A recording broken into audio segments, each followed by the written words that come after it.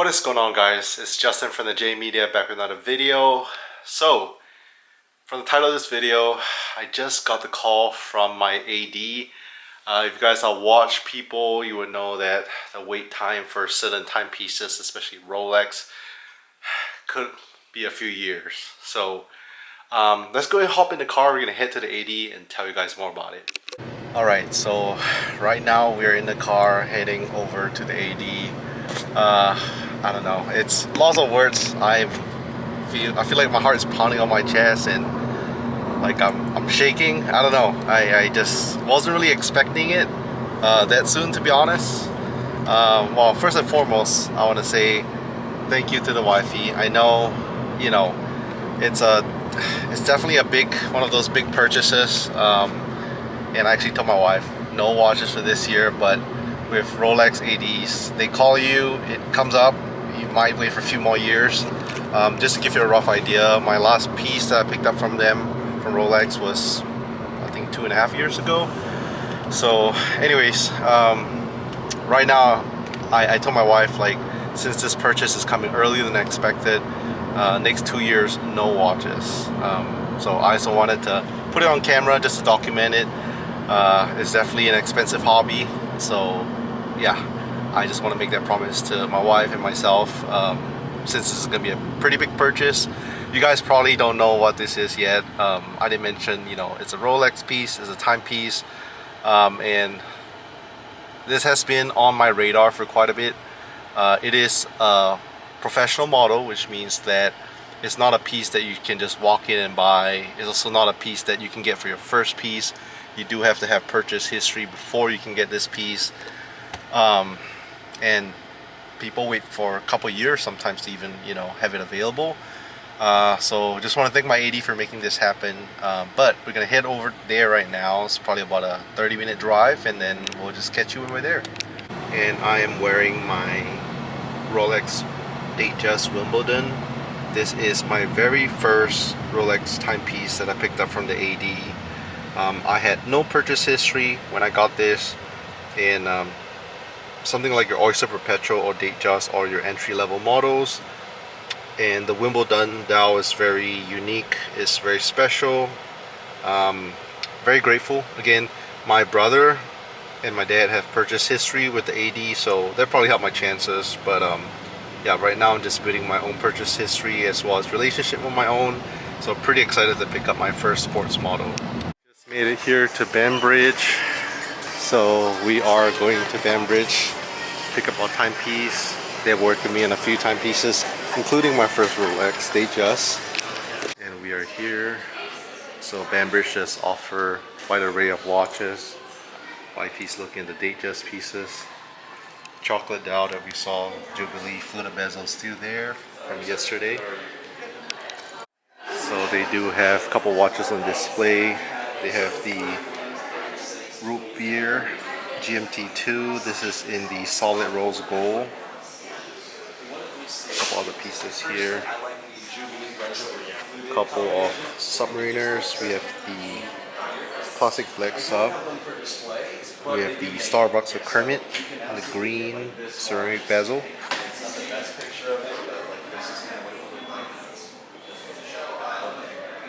The GMT2s. We got the Bruce Wayne and Oyster.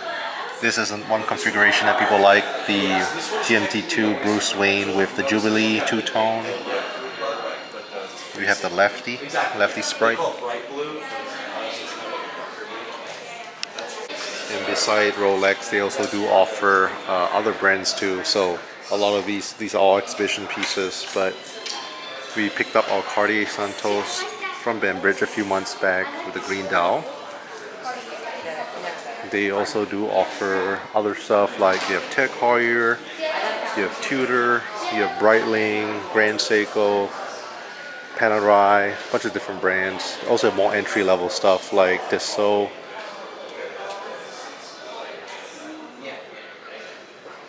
Let's check out what they have for Cartier. This is the new release with the gray dial, really nice. This is also a 2024 release. Brownish gold, really nice. pilot watches. Personally, they wear really big.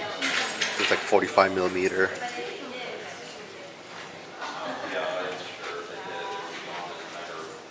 Quite a few options for Panerai here. And beside watches, Banbridge also does offer jewelry. So your rings, necklace, earrings, they are jeweler.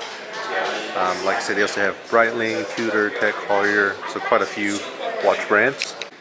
And with Breitling, they recently opened a flagship store here in Domain, so a little bit of a competition, I think. Breitling, your pilot watches.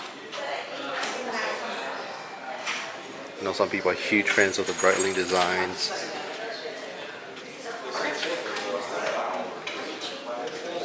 And Tudor, the cousin company to Rolex. Let's check out what they have. I have like the two-tone Rootbeer Tudor. It's pretty nice. So it's pretty nice too. The chronograph, I've looked at this a while back. And then your classic Black Bay. All the Black Bays are over here. This is the Burgundy Black Bay. We have that one, but with the rubber strap 2023 release. Pelagos, really nice size. Very similar to the Black Bay. Oh no! Sounds nice. New release. No. Tech Heuer. So you have your Monaco. I really wanted Carrera a few years back. Grand Seiko pieces. For Japanese timepiece, can't go wrong with the Grand Seikos. High beat movement. Got it. Kind of lined up perfect. So. Yeah, that's amazing. Oh, here's the green box. Beautiful guy for you. It's conveniently already set to the right time and date and everything. So. Wow. Of course, comes with the 5-year international warranty, so you can wear it with confidence. My first professional model. Congratulations! Yeah, no, I mean this is a super cool one. I mean I think the GMT is like one of the more functional sports watches. And the touch of like the ever rose gold with the black and brown bezel, honestly, is a really, really nice combination. Sticker, literally peeling it off right now. There you go. The rest are still on. We will remove once we actually purchase it, but you're welcome to try it on if you'd like. Yes. And I don't know if you know the story of me and Andrew. This is my first piece that he got for me. Oh, beautiful. This was back in 2022, I think, February.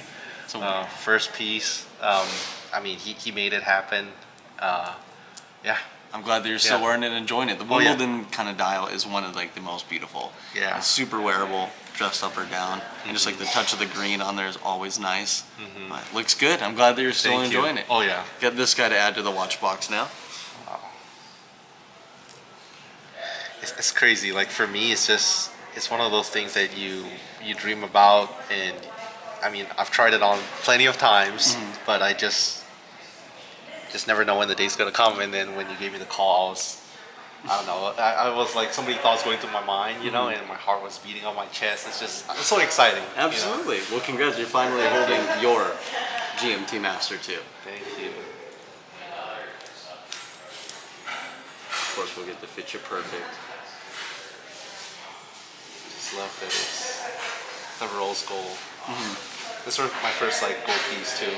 Well, two-tone, but absolutely. And like I was saying like the other day, like just I think the brown pops a little bit more with having the steel case. Yeah. Where on like the solid rose gold, I feel like the brown gets a little bit more like muted into the gold in the whole watch. But yeah. And GMT2 is a lot of guys like, you know, Pepsi or other, you know, Batmans and stuff. But to me, this is my favorite configuration just because something about the bezel and the colors and.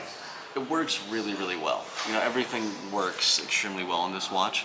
I agree with you. There's something very elegant and kind of like dressy about it. Wow. And do you mind sharing with me again the GMT2 function? I know it's got to do with like when you travel, the different time zones. Do you mind explaining? Yeah, I'm gonna grab the solid gold one just so we don't have to actually mess up yours. Yours is all set to the right time and date already. Thank you. Alright, so here's the piece, the root beer two-tone GMT2. Super excited. Basically, at a glance, you have two time zones. The black is going to indicate like your nighttime at a glance. Brown is going to indicate daytime. Using the fourth hand, which on this model is actually going to be made out of gold, same as yours. So what we'll do is to set it and to use it is honestly pretty straightforward once you know how it works. So we'll actually get this guy running to start with. So 1 second, let's give it some lines.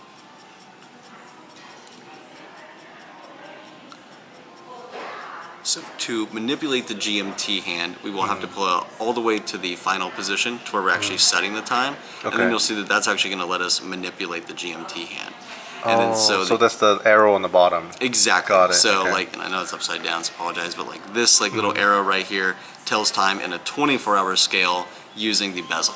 Got it. So rather than using the hour markers, this would use more of this exploded area out here. So right now this would be basically indicating noon. So like kind of right smack dab in the middle of the day. But if we were to want to set it to like, let's say GMT time or that like Greenwich Mean Time, which is kind of what GMT stands for, we can set it to like how yours is. So it looks like we'd be at like 1900. So what we'll do is and this moves over time too? Of course it does, yeah. So it's going to go at basically about half the speed as this because it's going to be telling it in about double the time. So 24 hours versus 12 on the inside. So this, you don't have to set the GMT if you don't want to. You can completely leave it, and some people just like the colors. But if you want it to be functional, what we would do is like if we set it to specifically like GMT, we will move it to 19. So the easiest way to do it is set your kind of hour, like your GMT arrow hand to the right hour, and then take your minute hand to your local time. So what we'll do is we'll move this over to like around 15, 14, and then what you'll do is you'll go to the second position. So like how you do the quick set in your date just, but this one's going to work slightly different. It's actually going to isolate the hour hand. So rather than using the date wheel, you're going to use the hour hand to advance forward. You can also go backwards with this movement. So kind of a cool thing that you can't do with the date just. But this would be the easiest way to set it is by setting the GMT hand, the minute hand, and then go back to the hour, and then this way you'll get the right time, or the date, and then also the local time. And this is what they consider a true GMT. So you'll notice that the second hand continues to run, even though we have it in the second position. This is if you were traveling and you were to go into like a time zone change, and so you fell back 2 hours. So let's say we went to West Coast and you moved it back here. You're not losing like the accuracy of the minute ever because it's still continuously running. And then say that we have this all set and everything is correct right now, you can actually track a third time zone. It's not the most popular, but you can with the functional bezel here. It does go bi-directional both ways. You can set it however you like.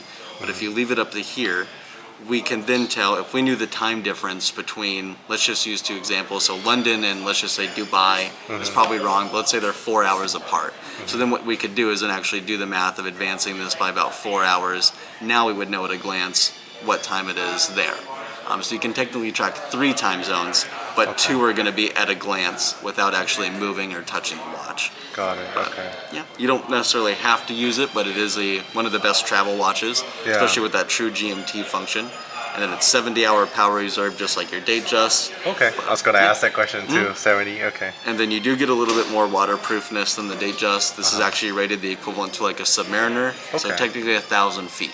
So much deeper than most of us will ever go, but you do truly get a trip-lock crown. So it's a true sports watch. Yeah. Yours is just arguably a little bit more hold up because you have the steel case, so definitely won't ding or scratch nearly as much like on the lugs or anything like that, or the side of the bracelet. This is so much heavier too. Oh, absolutely, yeah. This, I mean, the density of the metal, I can definitely feel the weight versus like this guy. Yeah. This guy definitely feels a bit more wearable, in my opinion. Okay. Wow. Thanks Congrats for sharing. again. Yeah. Thank you. So Steven just went through the steps on setting the GMT function, which is super awesome. So, you know, if you ever travel, I plan to set it at Singapore time just because family's there. Also, this is the first time wifey's coming with me to pick up my Rolex timepiece. Well, she came the last time with the Cartier timepiece. This one I actually picked up on a random weekday right after work. So I pretty much rushed over after work. I would love to have the wife with me for the experience to pick it up, but you know, didn't happen. But she's here this time to pick up the Rootbeer GMT2 with me. I don't know. I still feel like I'm just trying it on here like an exhibition piece, like I always do.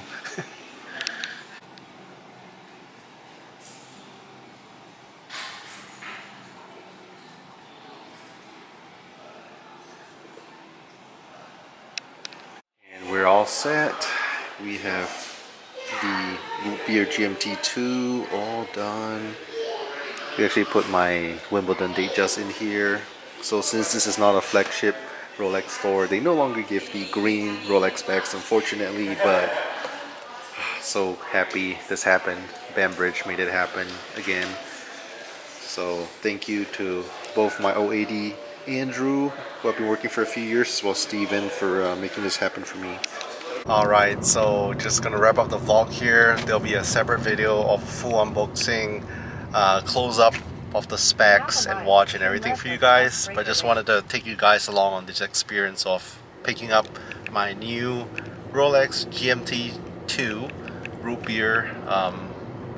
Still quite in disbelief, to be honest. I've tried on this watch countless times over the years.